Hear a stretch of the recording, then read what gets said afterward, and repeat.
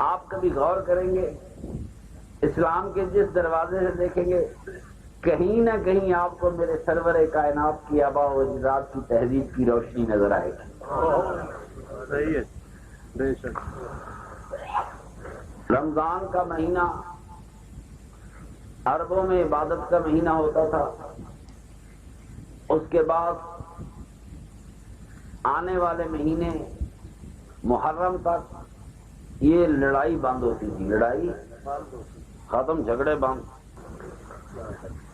ایک مسئلہ آج کل بڑا کھڑا ہوا 15-20 سال سے رمضان کے عمرے کا، آخر 1200 سال یہ قوم اس سے ناواقف رہی، پھر مولویوں نے مسئلہ ڈھونڈ نکالا کہ جو رمضان میں عمرہ کرے گا تو گویا اس نے نبی پاک کے ساتھ حج کیا۔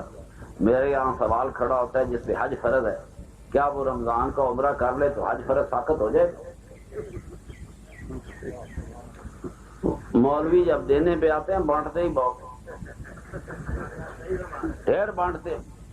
اگر ایک آدمی پہ حج فرض ہے، وہ رمضان کا عمرہ کرتا ہے، مولوی کہتا ہے کہ اس کا ثواب نبی پاک کے ساتھ کیے جانے والے حج جیسا ثواب ہے، تو اصولاً حج ہو جانا چاہیے سر۔ جی ہاں، پر ہوا نہیں۔ پوچھ لو مولوی صاحب سے، وہی حال ہے جو کہتے ہیں مسجد میں آئے تو 500 نماز کا ثواب ہے۔ پوچھو جی 400 رہ جائے تو 500 والی نماز کام کر جائے گی؟ کہیں گے جی نہیں کرتی، نہیں، ان کی 500 والی 5-10 نمازوں کا بیلنس بھی نہیں اٹھاتی۔ عرض کر رہا تھا کہ یہ رمضان کا مہینہ تو عبادت کا مہینہ تھا، عمرے کے حوالے سے بات کر رہا تھا۔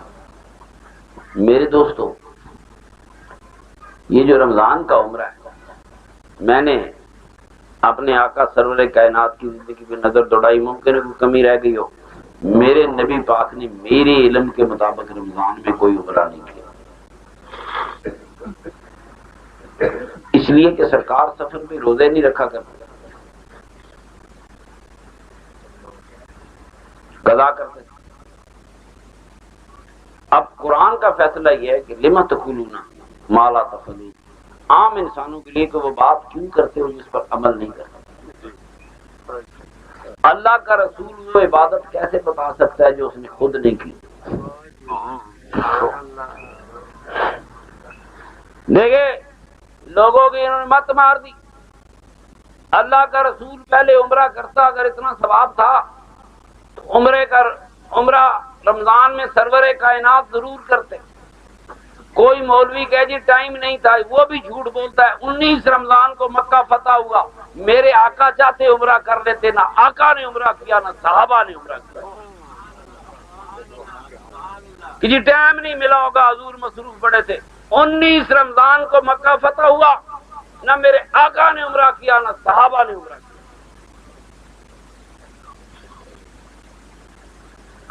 میرے محترم دوستو، میں اکثر کہتا ہوں غور کیا کرو، بس میری طرف سے آپ کو ایک عادت پڑ جائے، قریدہ کرو یہ مسئلہ کیسے ہے، یہ بن کیسے گیا۔ میرے آقا سے زیادہ عبادت گزار کوئی ہو ہی نہیں سکتا، اور ہم پر سارا ثواب سرکار دو عالم کی سنت کا ہے۔ اگر ہم سنت کے خلاف کوئی کام کریں تو ثواب نہیں ہو سکتا۔